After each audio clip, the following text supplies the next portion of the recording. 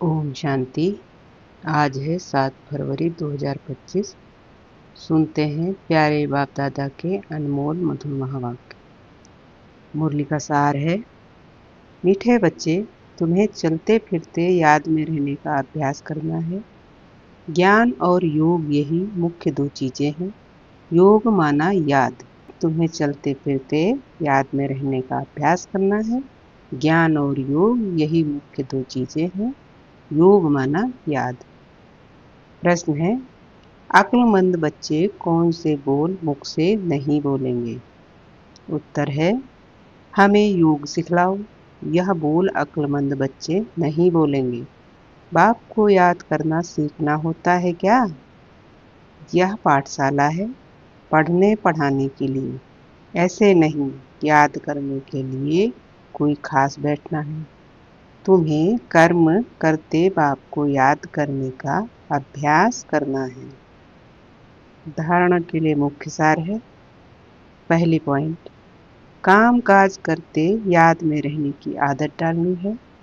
बाप के साथ जाने व पावन नई दुनिया का मालिक बनने के लिए पवित्र जरूर बनना है। दूसरी पॉइंट है, ऊंच पद पाने के लिए बहुतों की सेवा करनी है, बहुतों को पढ़ाना है। मैसेंजर बन यह मैसेज सभी तक पहुंचाना है। वरदान है, स्नेह की गोद में आंतरिक सुख व सर्व शक्तियों का अनुभव करने वाले यथार्थ पुरुषार्थी भव। स्नेह की गोद में आंतरिक सुख व सर्व शक्तियों का अनुभव करने वाले यथार्थ पुरुषार्थी भव। स्पष्टीकरण है, जो यथार्थ पुरुषार्थी हैं वे कभी मेहनत व थकावट का अनुभव नहीं करते, सदा मोहब्बत में मस्त रहते हैं। वे संकल्प से भी सरेंडर होने के कारण अनुभव करते कि हमें बाप दादा चला रहे हैं, मेहनत के पांव से नहीं लेकिन स्नेह की गोदी में चल रहे हैं।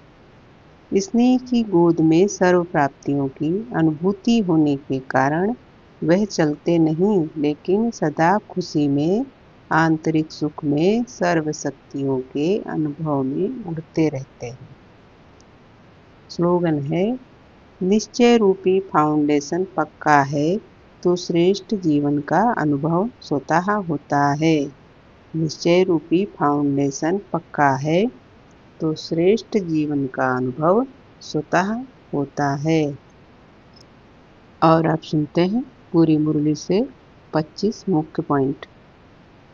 पहली पॉइंट है, बाबा कहे चलते फिरते काम करते हुए भी बाबा को याद करने की आदत डालनी चाहिए। योग का अर्थ है स्मृति में रहना। दूसरी पॉइंट है, बाबा कहे समझदार बच्चे यह नहीं कहेंगे कि हमें योग सिखाओ, क्योंकि बाबा को याद करना स्वयं सीखना होता है। तीसरी पॉइंट है, बाबा कहे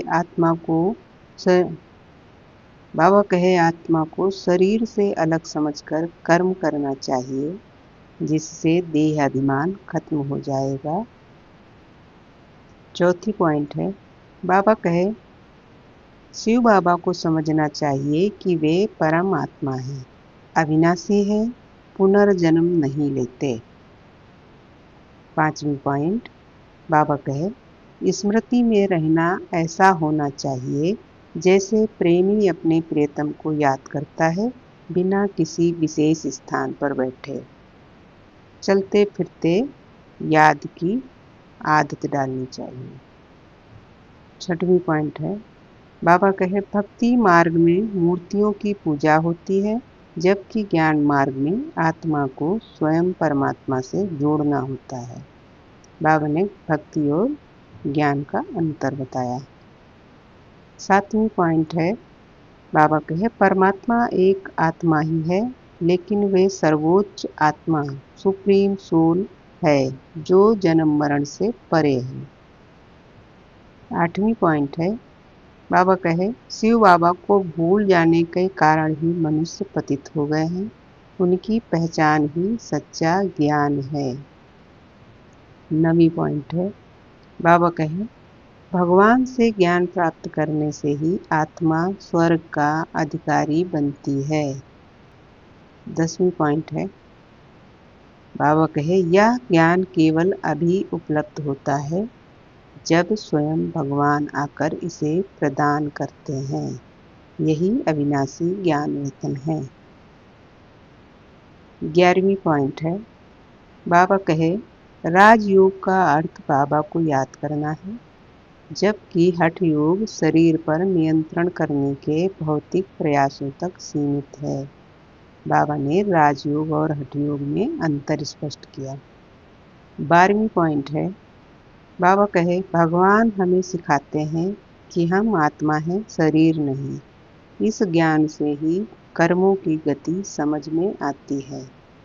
13वीं पॉइंट है, सिर्फ पढ़ना ही नहीं बल्कि उसे जीवन में धारण करना है, यही समझदारी है।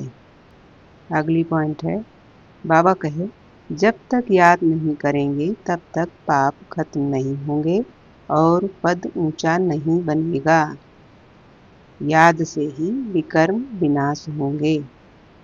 15वीं पॉइंट है, बाबा कहे यह ज्ञान केवल अभी ही मिलता है कि आत्मा 84 जन्मों की यात्रा में कहाँ से कहाँ तक पहुंची। बाबा ने 84 जन्मों का चक्र स्पष्ट किया। 16वीं पॉइंट है, बाबा कहे 16वीं पॉइंट है, बाबा को याद करने से पूरे सृष्टि चक्र की समझ आ जाती है, जैसे बीज को पहचानने से पूरा वृक्ष समझ आता है। 17वीं पॉइंट है, आत्मा पहले स्वर्णिम थी, फिर धीरे धीरे उसमें अशुद्धियां आईं और अब फिर से उसे पावन बनाना है। बाबा ने आत्मा की स्थिति और उसका परिवर्तन स्पष्ट किया। 18वीं पॉइंट है, बाबा कहे यदि काम महाशत्रु पर जीत प्राप्त कर ली तो जगत जीत बन जाएंगे, माया जीत बन जाएंगे। 19वीं पॉइंट है, परमात्मा का कार्य है पतित पावन बनाना और सत्य ज्ञान देकर स्वर्ग की स्थापना करना। 20वीं पॉइंट है, बाबा कहे धर्म प्रचारक केवल अपने धर्म की वृद्धि करते हैं, परंतु परमात्मा सभी को मोक्ष का रास्ता बताते हैं। बाबा ने सतगुरु और धर्म प्रचारकों में अंतर स्पष्ट किया। 21वीं पॉइंट है, बाबा कहे गृहस्थ जीवन में कमल पुष्प समान रहना चाहिए ताकि आत्मा सतो प्रधान बन सके। 22वीं पॉइंट है, बाबा कहे योग कोई एक समय की चीज नहीं बल्कि इसे जीवन का हिस्सा बनाना चाहिए। काम करते हुए भी बाबा को याद करना चाहिए। बाबा कहे निरंतर योग अभ्यास में रहने की आदत डालनी है। 23वीं पॉइंट है, बाबा कहे देवताओं के पास यह ज्ञान नहीं होता, केवल अभी ब्राह्मण बच्चों को ही यह ज्ञान मिलता है। देवताएं यह ज्ञान नहीं जानते।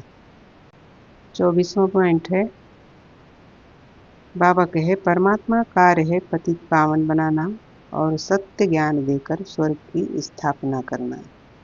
25वीं पॉइंट है, बाबा कहे सच्चा पुरुषार्थी मेहनत नहीं महसूस करता, क्योंकि वह प्रेम की गोद में रहता है और हमेशा आनंदित रहता है। अव्यक्त इशारा है, एकांत प्रिय बनो, एकता और एकाग्रता को अपनाओ। अनेकता में एकता, तो प्रैक्टिकल में अनेक देश, अनेक भाषाएं, अनेक रूप रंग, लेकिन अनेकता में भी सबके दिल में एकता है ना, क्योंकि दिल में एक बाप है, एक श्रीमत पर चलने वाले हो, अनेक भाषाओं में होते हुए भी मन का गीत, मन की भाषा एक है। ओम शांति।